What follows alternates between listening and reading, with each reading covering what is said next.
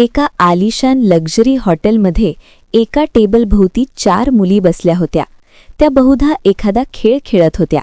टेबलावर फिरणारी बाटली जशी थांबली तशी सायली आनंदाने ओरडली, "फायनली आर्या, बाटली आता तुझ्यावर येऊन थांबलीये." बाकीच्या मुलींनीही टाळ्या वाजवल्या. "आता आलीस ना तावडीत." आर्या, जी नुकतीच या कॉलेज ग्रुपमध्ये सामील झाली होती, ती थोडी गोंधळली. तिने घाबरून आपली बोटे मोडत म्हटले, "प्लीज मला एखादं सोपं काम सांगा." सायलीने हॉटेलच्या VIP सेक्शनकडे नजर टाकली. तिथे अंधुक प्रकाशात एक तरुण आपल्या पूर्ण रुबाबासह बसला होता. त्याच्या भोवती त्याचे बॉडीगार्ड उभे होते. सायलीच्या ओठांवर एक खोडकर स्मित आले.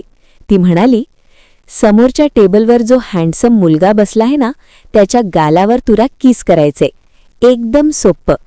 सर्वांनी तिकडे वळून पाहिले. मात्र आर्याच्या चेहऱ्यावरचा रंग उडाला. "सायली, तू वेडी झालीयस का? ही काय थट्टा आहे? मी असं काहीही करणार नाही." ती प्रचंड घाबरली. नेहाला आर्याची दया आली. ती म्हणाली, "सायली, तू हे काय म्हणतीयस? आपण तिला दुसरं काहीतरी चॅलेंज देऊया." पण सायली रागाने म्हणाली, "तू गप्प बस नेहा. हा खेळ आहे आणि नियम सर्वांसाठी सारखे आहेत. आपण सर्वांनीही आपली विचित्र चॅलेंजेस पूर्ण केली आहेत. मग आर्यालाही हे करावंच लागेल. फक्त जायचं आणि एकदा स्पर्श करून लगेच परत यायचं. एकदम सिंपल."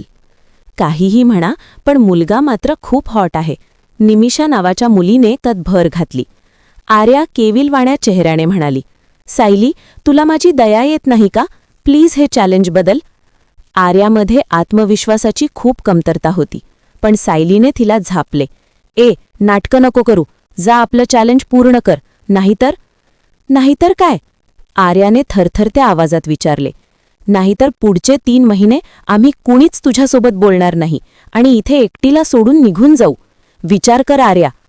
सायलीच्या या शब्दांनी आर्याचा घसा कोरडा पडला. तिच्याकडे आता दुसरा पर्याय नव्हता. पुढे विहीर आणि मागे दरी अशी तिची अवस्था होती. तिच्यासाठी मैत्री खूप महत्वाची होती. नाईलाजाने ती उठली. तिचं प्रत्येक पाऊल जड होत चाललं होतं. "देवा, मला वाचव." तिने एकदा मागे वळून पाहिले. कदाचित मैत्रिणी तिला परत बोलावतील, पण तसे काही झाले नाही. "देवा, मी कुठे अडकले?" ती मनातल्या मनात पुटपुटली. काळा सूट, हातात महागडी सिगार आणि डोळ्यात असा दरारा की भल्या भल्यांची हिंमत सुटावी असा तो होता. कबीर मल्होत्रा, या शहरातील सर्वात मोठा गुन्हेगार. कबीरच्या अंगरक्षकांनी आर्याला अडवण्याचा प्रयत्न केला, पण कबीरने हाताच्या एका इशाऱ्याने त्यांना मागे हटवले. आर्या आता त्याच्या अगदी समोर उभी होती. कबीर खुर्चीला रेलून बसला आणि सिगारचा धूर हवेत सोडत तिला पाहू लागला. ती अत्यंत निरागस आणि सुंदर दिसत होती. कबीरचे हृदय धपापले. "ऐका ना." आर्याचा आवाज इतका कमी होता की तो कबीरला जेमतेम ऐकू आला. तिच्या मोठ्या हरणीसारख्या डोळ्यात अश्रू तरळले होते. "माझ्या ग्रुपने मला हे चॅलेंज दिलंय. जर मी ते पूर्ण केलं नाही तर ते मला इथेच सोडून जातील आणि माझ्यासोबत कोणीच बोलणार नाही. म्हणूनच जर मी काही केलं तर प्लीज रागवू नका." ती बोलताना प्रचंड कापत होती. डोळ्यातून एक अश्रू उघळून तिच्या गालावर पडला. कबीर, ज्याच्यासमोर लोक श्वास घ्यायलाही घाबरायचे, तो या मुलीच्या निरागसतेवर थक्क झाला. त्याने शांतपणे मान हलवून तिला परवानगी दिली. आर्याने थोडे उंच होऊन आपले ओठ कबीरच्या गालावर टेकवले. आता मात्र कबीरचा श्वास एका क्षणासाठी थांबला. तो स्पर्श फक्त 1 सेकंदाचा होता, पण कबीरसाठी काळ तिथेच थांबला. त्याचे दगडासारखे हृदय वेगाने धडधडले. आर्या मागे हटली, पण कबीरने अचानक तिच्या कमरेभोवती हात घालून तिला आपल्याकडे खेचले. ती त्याच्या छातीला धडकली. तो तिच्या कानापाशी कुजबुजला. "आज तू तुझ्या आयुष्यातली सर्वात मोठी चूक केली आहेस स्ट्रॉबेरी. आता तुला त्याची शिक्षा भोगावी लागेल." हे ऐकताच आर्याचा श्वास रोखला गेला. तिने हिंमत एकवटली, स्वतःला सोडवून घेतले आणि तिथून वेगाने पळाली. कबीरने हळूच आपला हात गालावर ठेवला. तो बाजूला झाला आणि मग मोठ्याने हसू लागला. त्याचे अंगरक्षक चकित झाले. अनोळखी मुलीने किस केले आणि बॉसने तिला इतक्या सहज जाऊ दिले. Interesting, very interesting. कबीर हसत हसत स्वतःशीच पुटपुटला. "मला अशा प्रकारे सोडून तू पळू शकत नाही स्ट्रॉबेरी." त्याने खिशातून फोन काढला आणि एक नंबर डायल केला.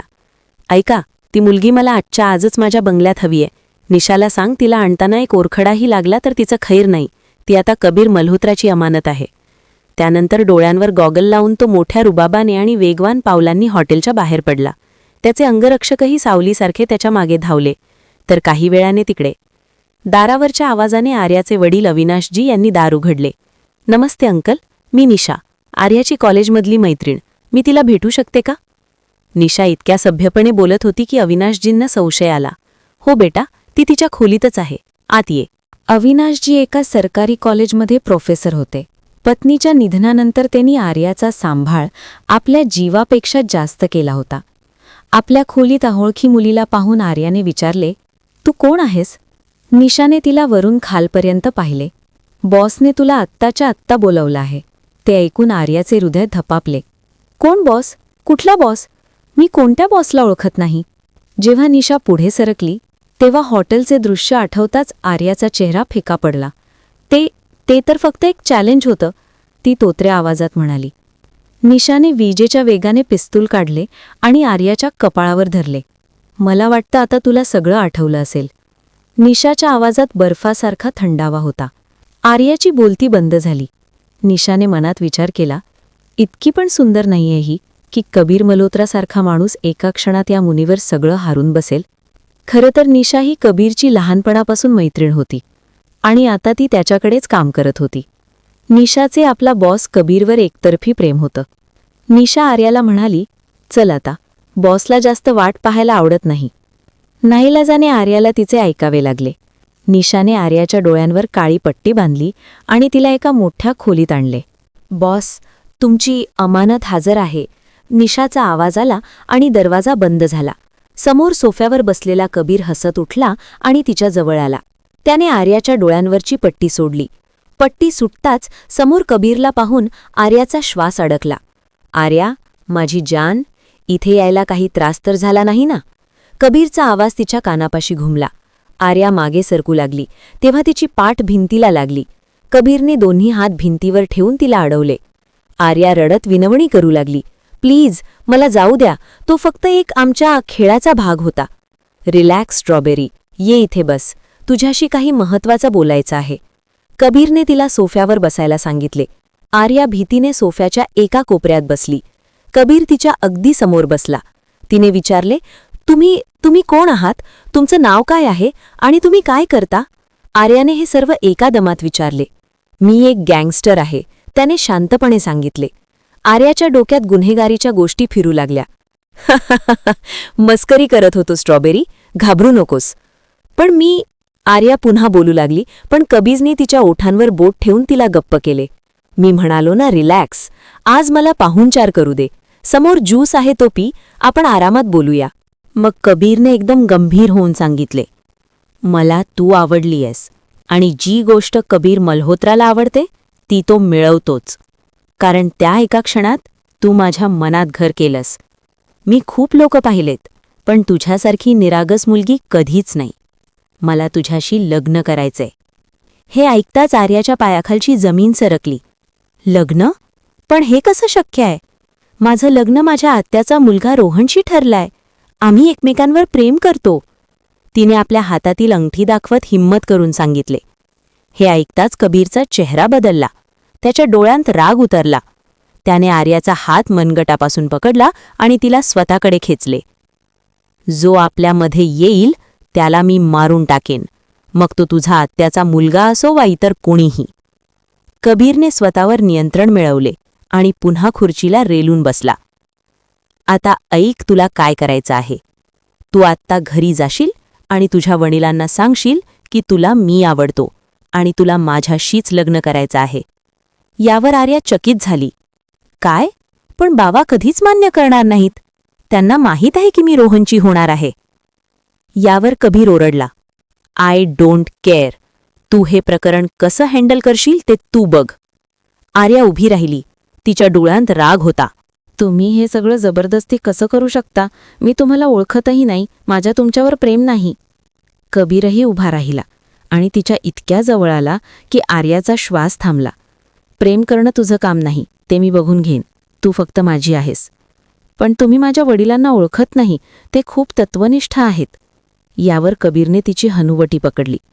कसे मान्य करणार नाहीत? मी तुला पळवून नेऊन लग्न करेन. लक्षात ठेव, कबीर मल्होत्राच्या ताकदीचा अंदाज तुला आलाच असेल.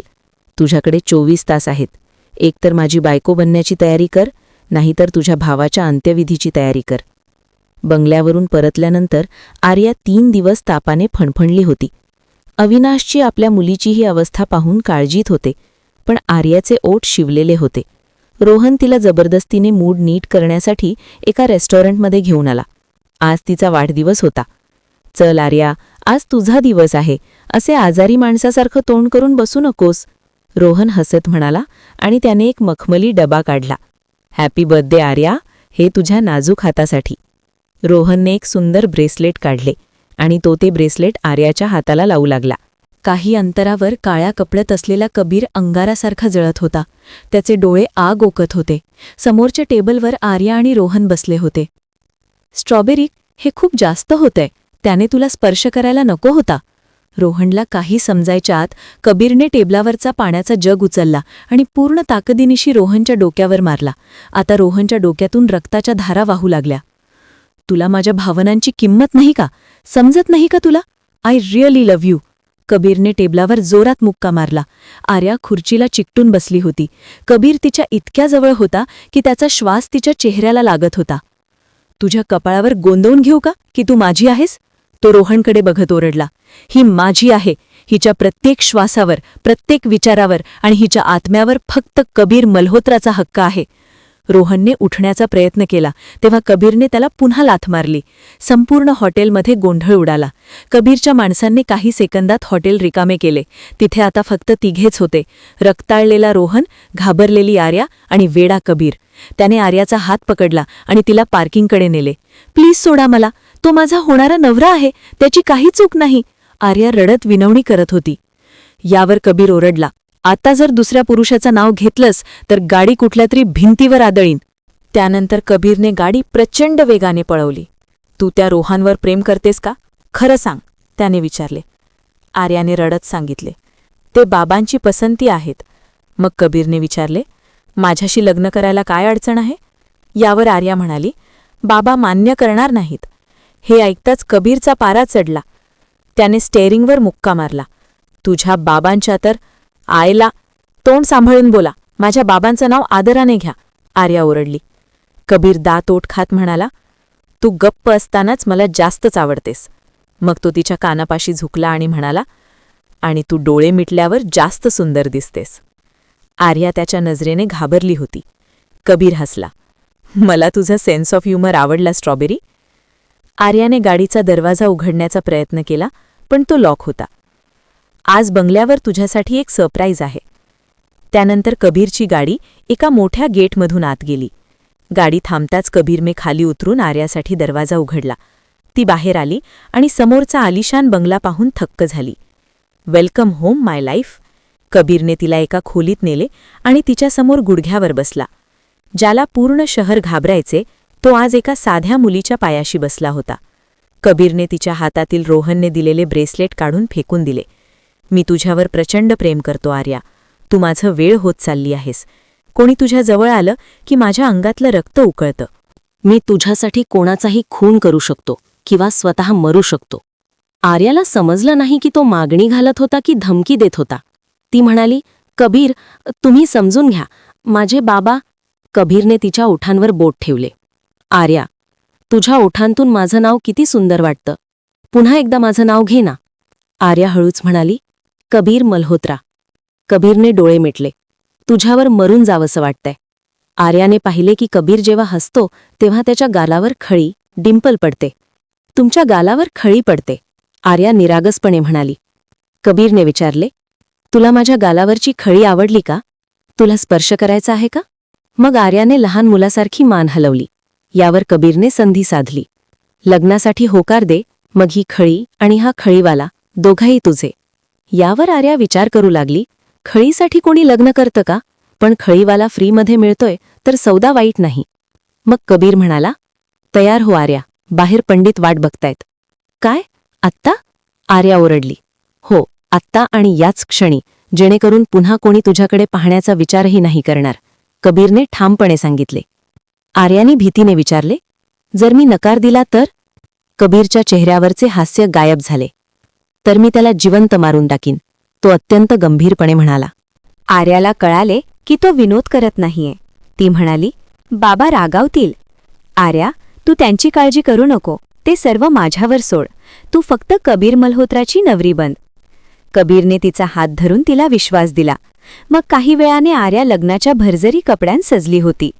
पंडितांनी विचारले, आर्या, तुला कबीर मल्होत्राशी लग्न मान्य आहे का? कबीरने तिला खुणावले. आर्याने कापत मान्य आहे म्हटले आणि लग्नाच्या कागदपत्रांवर सही केली. लग्न पूर्ण होताच कबीरने सुटकेचा श्वास सोडला. त्याला जणू नवीन जीवन मिळाले होते. खोलीत आता फक्त ते दोघेच होते. कबीर जवळ आला आणि त्याने आर्याचे दोन्ही हात आपल्या हातात घेतले. लग्नाच्या खूप खूप शुभेच्छा आणि मला हा हक्क दिल्याबद्दल धन्यवाद. त्याने आर्याच्या कपाळावर किस केले. आता ही खळी तुझी प्रॉपर्टी आहे. हवं तितकं बघ आणि हवं तितका स्पर्श कर. त्याने तिचा हात आपल्या गालावर ठेवला. आर्या लाजून गुलाबी झाली. लाजू नको स्ट्रॉबेरी, आता तू फक्त माझी आहेस, कायमची. रात्रीच्या वेळी कबीर तिला घेऊन अविनाशजींच्या घरासमोर आला. आर्या धावत आत गेली. अविनाशजी काळजीत बसले होते. बाबा, आर्याने हाक मारली. तिला त्या रूपात पाहून ते स्तब्ध झाले. आर्या, कुठे होतीस तू? मी पोलिसांत जायचा विचार करत होतो. मग त्यांची नजर मागे उभ्या असलेल्या कबीरवर पडली. तू या कपड्यांत का आहेस? आणि हा माणूस कोण? मी तुमचा जावाई आहे सर, कबीरने निश्चिंतपणे सांगितले.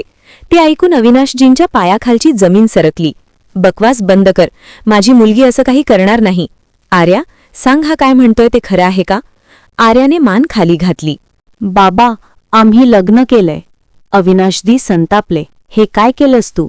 माझ्या प्रेमाचा असा फायदा घेतलास? मी तुला कधीच माफ करणार नाही. निघून जा इथून. आजपासून माझे दरवाजे तुझ्यासाठी कायमचे बंद आहेत. बाबांच्या तोंडून हे ऐकताच आर्या कोलमडून पडली.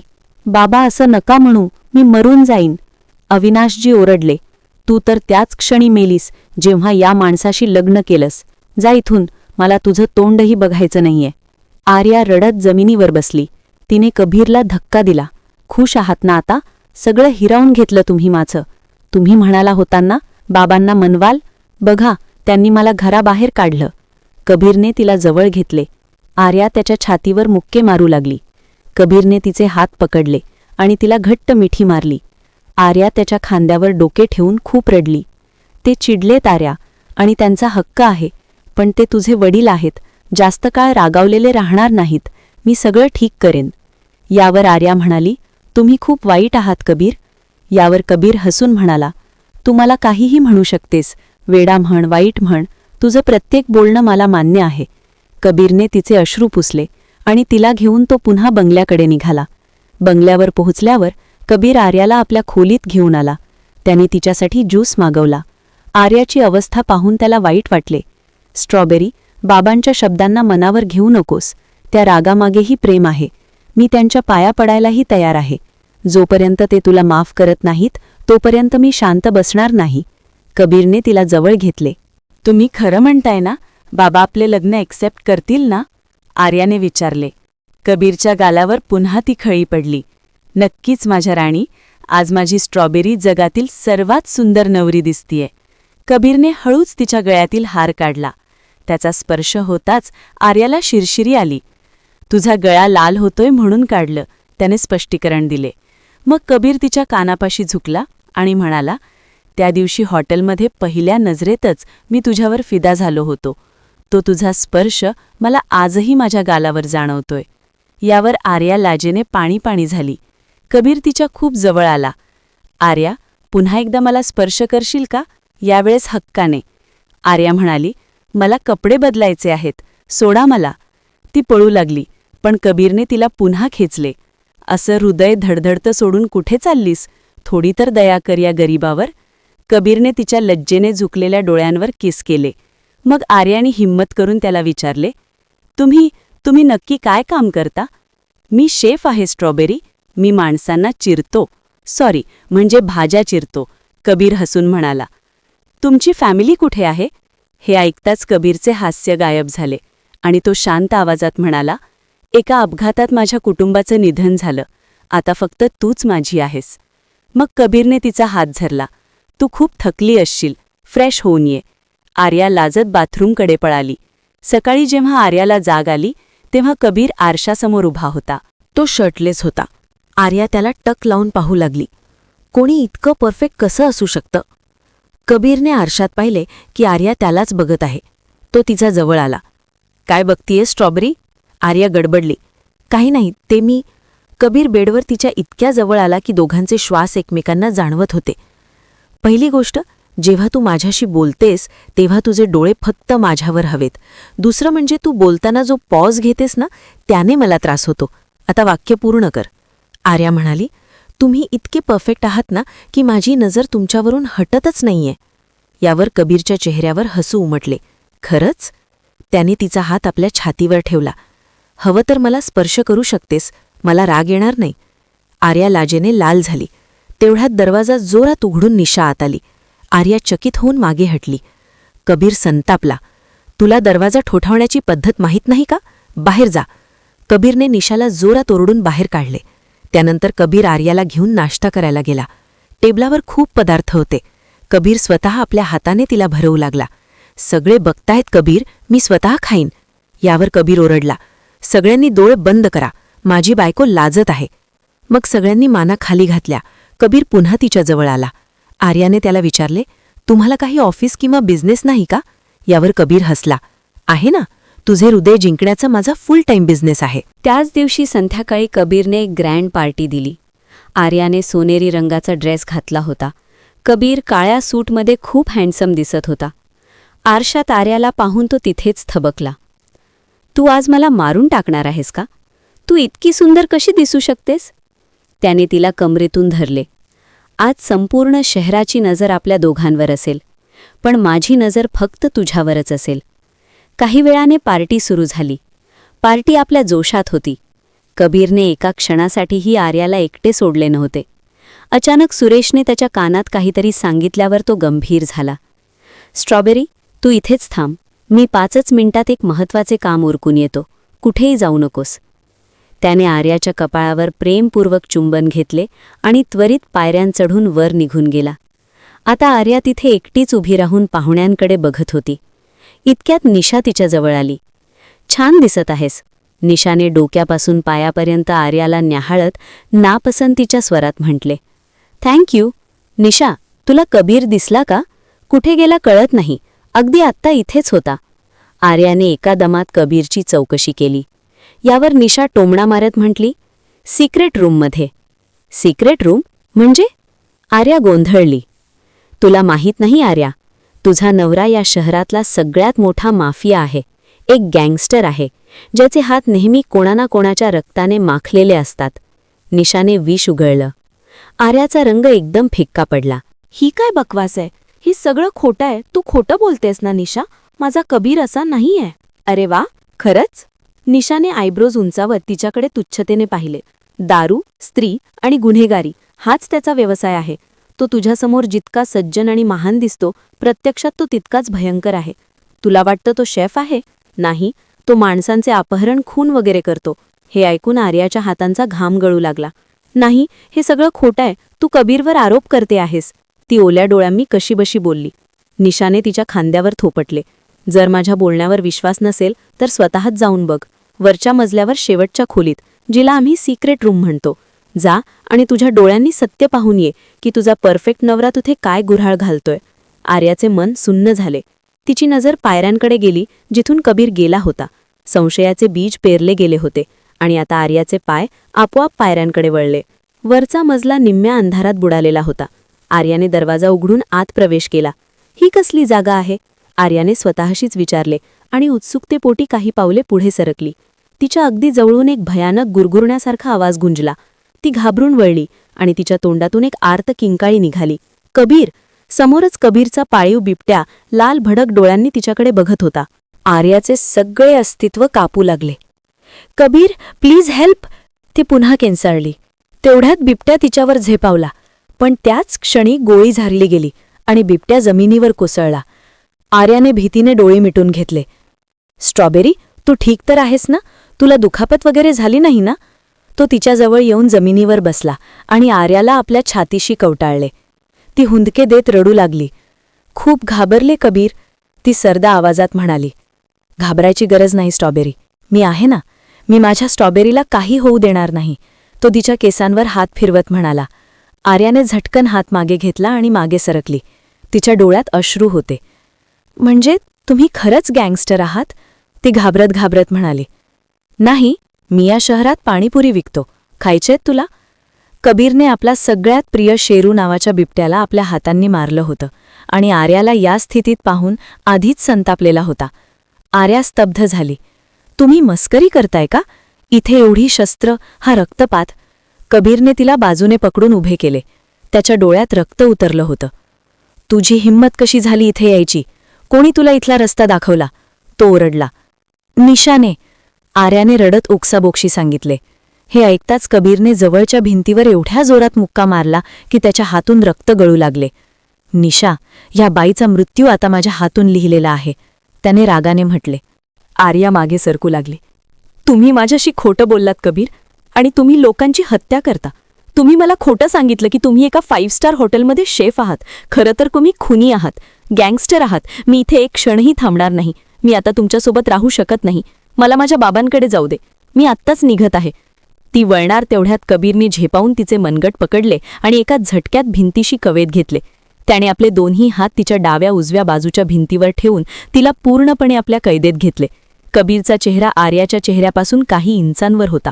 त्याचा श्वास आर्याच्या चेहऱ्याला झुलवत होता. सोडा मला कबीर, मला जाऊ द्या. ती त्याच्या छातीवर हात मारत ओरडली. तिच्या डोळ्यातून सतत अश्रू वाहत होते. खबरदार, जर आता पुन्हा जाण्याचं नाव घेतलंस तर. कबीरने तिची हनुवटी आपल्या बोटांनी वर केली आणि तिचा चेहरा वर उचलला. तुम्ही खोटं का बोललात? आर्याने त्याच्या डोळ्यात पाहत विचारले. तुला सत्य हवंय ना? तर ऐक.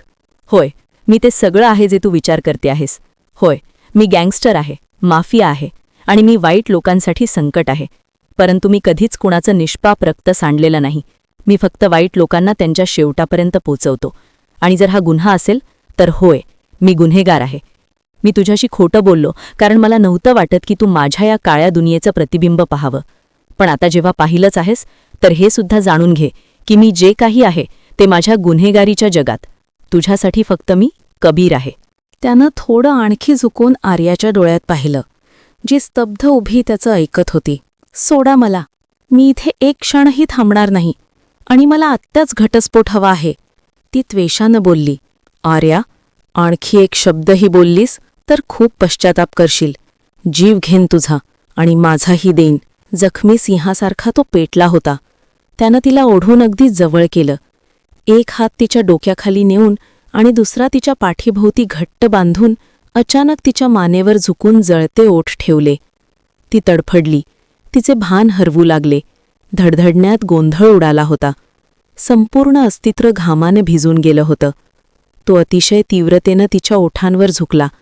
ती काही क्षणांसाठी आपला आवाज हरवून बसली. कुठेही जाणार नाहीस तू. कबीरने तिच्या मानेत चेहरा लपवत अतिशय गहन आवाजात कुजबुज केली. तुझे श्वास, तुझी धडधड, तुझंही अस्तित्व, सगळं आता कबीरची मालमत्ता आहे. मी माझा जीव देऊ शकतो आर्या, पण तुला स्वतःपासून दूर करू शकत नाही. तो थोडा मागे झाला आणि आर्याच्या भिजलेल्या डोळ्यात आपले काळे डोळे भरून बोलला. तुला वाटतं तू मला सोडून जाऊ शकते स्ट्रॉबेरी? माझ्या डोळ्यात बघ आणि सांग, तुला खरंच वाटतं का कबीर तुला आपल्या आयुष्यातून जाऊ देईल? कधीच नाही. हे हृदय तुझं आहे आर्या, आणि त्याला धडकण्यासाठी तुझी गरज आहे. आता तुला जबरदस्तीनं प्रेम करावं लागेल किंवा इच्छेनं. तू आता या कैदेतून मुक्त होऊ शकत नाहीस. कबीरनं तिच्या कपाळाशी आपले कपाळ टेटवले आणि तिचा हात आपल्या हृदयावर ठेवला, जे वेड्यासारखं धडधडत होतं. तुम्ही खूप वाईट आहात कबीर, खूप वाईट. ती रडली. तिने पहिल्यांदाच कबीरचं पूर्ण नाव घेतलं होतं. त्याला आपलं नाव आर्याच्या तोंडून ऐकून एक विचित्र सुरूर आला.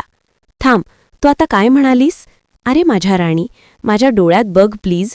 असू रागावू नकोस, मला त्रास होतोय. मी तुझ्याशी कधीही खोटं बोललो नाही, कधीच नाही, आणि कधी बोलणारही नाही. तू माझं आयुष्य आहेस, आणि आयुष्य कधीच खोटं बोलत नाही. तर आधी आपल्या या जास्त विचार करणाऱ्या डोक्याला शांत कर. आय एम सॉरी माझ्या बाळा, तू माझ्यासोबत आहेस. तू सगळं काही परफेक्ट आहेस. आत्ता खोलीत चल आणि विश्रांती घे. उद्या आपण शांतपणे बोलू. तुझे सगळे संशय दूर करीन, सगळी भीती दूर करेन. शाळकरी मुलासारखा हुंदका देत अत्यंत आर्द्रतेने आणि प्रेमाने तो बोलला. आर्याने तोंड बाळगून म्हटले, बाळ नाहीये मी. मला अशी समजूत घालू नका. मी सगळं समजते, ती ठामपणे म्हणाली. माझ्यासाठी तर तू नेहमीच बाळच राहशील स्ट्रॉबेरी. ह्यापुढे आर्या काही आक्षेप घेणार तेवढ्यात कबीरने तिला एकदम आपल्या मजबूत बाहूंमध्ये भरून उचलून घेतलं. आर्याची एक हलकीशी किंकाळी निघाली आणि तिने भीतीने आपले हात कबीरच्या गळ्यात अडकवले. तो तिला घेऊन खोलीतून बाहेर पडला. तो आर्याला आराम करायला सांगत सरळ निशाच्या खोलीत गेला. अरे निशा, तुझी हिंमत कशी झाली माझ्या बायकोला माझ्या विरुद्ध भडकवायची? तो इतक्या जोरात ओरडला की तिथल्या भिंती दणाणल्या. त्याने आपले पिस्तूल काढून तिच्या कपाळाला लावले. उत्तर दे निशा, नाहीतर गोळी मारायला 1 सेकंदही लागणार नाही. तो पेटला होता. निशाच्या डोळ्यात अश्रू तरळले. मी तुमच्यावर प्रेम करते कबीर. लहानपणापासूनच तुम्ही मला हवे होते. या मुलीत असं काय आहे जे माझ्यात नाही बॉस? ती कापत्या आवाजात म्हणाली. शट अप, मूर्ख मुली. मी तुझ्यावर प्रेम करत नाही आणि कधीही करणार नाही, तो तुच्छतेने म्हणाला. पण मी तर करते ना प्रेम, निशानेही डोळ्यातून कष्टाने म्हटले. प्लीज कबीर, माझ्याशी असा व्यवहार करू नका. मला स्वीकारून घ्या. मी आर्यालाही मान्य करेन. फक्त माझ्याशी लग्न करा. ती गयावया करू लागली. कबीरचा पारा 7व्या आसमानावर पोहोचला. त्याने पिस्तूल बाजूला केले आणि निशाचे केस आपल्या मजबूत मुठीत जखडून तिचा चेहरा आपल्या अगदी जवळ आणला. तू संपूर्ण सोन्यात न्हाऊन आलीस तरी हा कबीर तुझ्याकडे ढुंकूनही पाहणार नाही. मी फक्त आर्यावर प्रेम करतो आणि मरेपर्यंत फक्त तिचाच राहीन. तो तिच्या तोंडावर आला. प्लीज बॉस, मी मरेन. तुमच्याशिवाय मी जगू शकत नाही. निशा रडू लागली. I don't care. माझ्या बायकोपासून दूर राहा भविष्यात, नाहीतर तुझा असे हाल करीन की तू आरशात स्वतःचा चेहरा ओळखू शकणार नाहीस. कबीरने तिला एका झटक्यात दूर फेकले. निशाचे हृदय तुटून चक्काचूर झाले. उदय, येथून निघून जाशील तू. मी आत्ताच रवीला सांगून तुझी तिकीटं काढतो. मला आता या शहरातही तुझं तोंड दिसू नये. निशा फरशीवर बसून रडत राहिली. कबीर वळला आणि त्वरेने पायऱ्यांकडे निघाला. त्याने खिशातून टॅप काढला जेणेकरून आर्याला पाहून आपला राग शांत करावा. पण स्क्रीनवर रिकामं बेड पाहून त्याचे तोंड कोरडे पडले. आर्या, तो जबडा चोळत म्हणाला. त्याने लगेच सुरेशला फोन लावला. बॉस, त्या मॅन्शनमध्ये नाहीयेत. सुरेशने आधीच सांगितलं. शोधा तिला सुरेश, नाहीतर मी संपूर्ण शहर उलथापालथ करून टाकीन. डॅमेट. तो रागाने पेटला आणि त्वरेने पार्किंगकडे धावला. तो गेले 3 तास संपूर्ण शहर पालथं घालत होता. त्याने आर्याच्या वडिलांच्या घराचा एक कोपरा शोधून काढला. आपल्या सर्व माणसांना तिला शोधण्यासाठी कामाला लावले. इतकंच नव्हे तर शहराचे सगळे बाहेर पडण्याचे मार्ग बंद करवून दिले. पण आर्याचा काहीच पत्ता लागला नाही. रात्रीचे 11 वाजत आले होते तेव्हा तो थकून भागून मॅन्शनमध्ये परतला आणि लटपट्ट्या पावलांनी बेडरूममध्ये जाऊन बेडवर पडला आणि आपल्या जळत्या कपाळावर हात दाबू लागला. एकदा सापडलीस मिस स्ट्रॉबेरी, तुझे सगळे सैल स्क्रू घट्ट नाही केले तर माझं नाव कबीर नाही. तो रागाने दात घासत म्हणाला. तितक्यात बाथरूममधून पाणी पडण्याचा आवाज आला. तो चमकला. तो एकदम उठला आणि बाथरूमचा दरवाजा उघडला तर समोरचं दृश्य पाहून त्याचा पारा 7व्या आसमानावर गेला. मॅडम आर्या बाथरूममध्ये बगल शावरने भरलेल्या टबमध्ये आरामात बसून हॉट बाथचा मनसोक्त आनंद घेत होती. तो झपाचत पावले टाकत तिच्याजवळ आला आणि आर्याचा हात धरून तिला एका झटक्यात टबमधून बाहेर काढले आणि आपल्या छातीशी कवटाळले. डॅमिट, माझा जीव घेण्याची कसर सोडली नाहीस तू स्ट्रॉबेरी. कबीरच्या हृदयाला शांतता मिळाली. आज तर मी नक्कीच खाईन तुला स्ट्रॉबेरी. त्याने तिला घोरत तिच्या गुलाबी गालावर हलकं चावा घेतला. अरे, का चावता आहात मला? आर्याने चीड येऊन गाल मागे घेतला आणि तक्रारीने त्याच्याकडे पाहिलं. बाळ आहेस तू. मला पुरेपूर हैराण करून ठेवलंस. संपूर्ण शहर वेड्यासारखं पालथं घातलं. तुझ्या वडिलांच्या घरीसुद्धा गेलो आणि इथे तू बाथटबमध्ये बसून अंघोळीचा मनसोक्त आनंद घेते आहे. तुला अंदाज आहे का मी कशा वेदनेतून गेलो? कबीर तिच्यावर भडकला. तर तुम्हीच तर म्हणाला होता की मी तुमच्यासाठी बाळ आहे आणि बाळं तर अशीच करतात. आणि बाय द वे, तुम्ही मला शोधत कशाला होता? आर्याने मोठ्या निरागसपणी डोळे मिचकावले आणि म्हणाली. 5 फुटाचं बाळ पहिल्यांदाच पाहिलं मी. आणि शोधत होतो कारण जेव्हा तू दिसत नाहीस तेव्हा कबीरची छाती रिकामी होते. माझा श्वास घुटमळू लागतो, जणू कुणी ऑक्सिजनचा पुरवठाच बंद केला आहे. मला वाटलं तू मला सोडून निघून गेलीस. खरं सांगू, एका क्षणासाठी मी खूप घाबरलो होतो आर्या. त्याने आपले कपाळ आर्याच्या कपाळाशी टेकवले. दोघांचे श्वास एकमेकांच्या चेहऱ्यावर विखुरत होते. तुझ्यामुळेच माझे श्वास चालतात.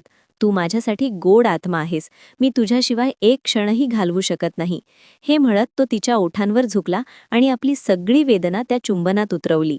त्याने आर्याच्या चेहऱ्यावर पसरलेल्या ओल्या केसांच्या लटकत्या लटकत्या पट्ट्या अत्यंत प्रेमाने कानामागे सारल्या आणि म्हणाला, तुझे बाबासुद्धा तुझ्या गायब होण्याचं ऐकून खूप अस्वस्थ झाले होते. काय? बाबांनी माझ्याबद्दल विचारलं? ते काय म्हणाले? आर्याने उत्सुकतेने त्याचा हात धरला. त्यांनी मला माफ केलं. प्लीज, आत्ताच चालूया त्यांना भेटायला. ती आतुरतेने त्याचा हात धरून म्हणाली. उद्या जाऊ, प्रॉमिस. मी स्वतः घेऊन जाईन तुला. आत्ता खूप रात्र झालीये. सध्या तू फक्त माझ्याकडे लक्ष दे. कबीरने तिला आणखी जवळ घेत मऊपणाने समजावलं. कबीर, तुम्ही हे गँगस्टरचे काम सोडून द्या. मला खूप भीती वाटते. सोडून दिलं माझ्या राणी. त्याने न विचारता लगेच उत्तर दिलं. कबीर, निशा म्हणत होती की तुम्ही स्त्रियांचे शौकीन आहात, म्हणजे तुम्ही बाईबाज आहात. आर्याने थोड्याशा संकोचाने आपली पुढची शंका ओठांवर आणली. कबीरचा चेहरा गंभीर झाला. मी प्रत्येक आरोप मान्य करू शकतो, पण हे मान्य नाही. कबीरच्या आयुष्यात येणारी तू पहिली आणि शेवटची मुलगी आहेस. मला कधीच मुलींमध्ये रस नव्हता. तू एकमेव स्त्री आहेस जिने माझ्या हृदयाला धडकायला शिकवलं. माझी सुरुवातही तूच आहेस आणि माझा शेवटही फक्त तूच आहेस. I love you strawberry. त्याने आर्याला एकदम उचलून बाथरूममधून बाहेर नेऊन बेडवर बसवले. मलाही तुमच्यावर खूप प्रेम आहे कबीर. तिने पहिल्यांदाच आपल्या भावना मोकळेपणाने व्यक्त केल्या आणि लाजेने गुलाबी झाली.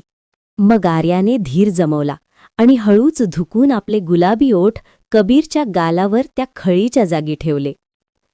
कबीरच्या डोळ्यात भावनांचा पूर उसळला. त्याने आर्याच्या कमरेभोवती हात गुंफून तिला आपल्या छातीशी कवटाळले. आता माझी पाळी. तो तिच्या मानेवर झुकला. सगळं अंतर मिटून गेलं आणि दोन हृदयांचे मिलन झाले. मित्रांनो, जर तुम्हाला ही कथा आवडली असेल तर आपल्या चॅनलला लगेच सबस्क्राईब करा. धन्यवाद.